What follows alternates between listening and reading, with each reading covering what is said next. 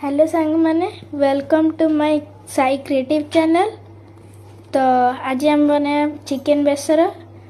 तो चिकन को मैरिनेट करने लुण हल्दी लंका दही अदा रसुण पेस्ट मैरिनेट करदे।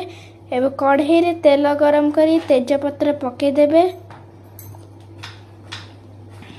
तो तापरे होची पियाज पकेबे।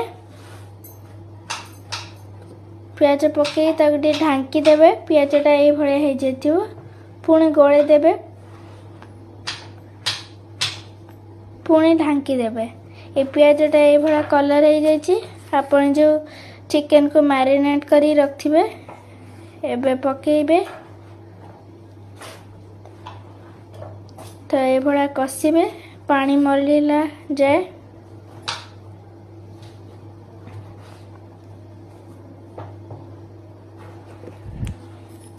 एबे ऐड करी आलू आपण चाहिले ऐड करि परिबेनी। हम एटी ऐड करछु एटा गोटे भल से कस देबे। ए ढांकना दे देबे।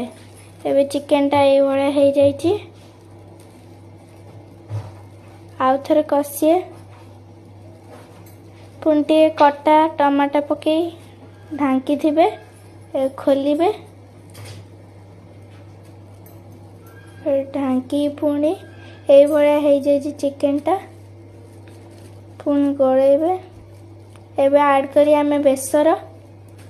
तो बेसर पई आमे सोरिष और जीरो को टिके बाटी के रखी थिबा ये भाया आ या को ऐड कर देबे।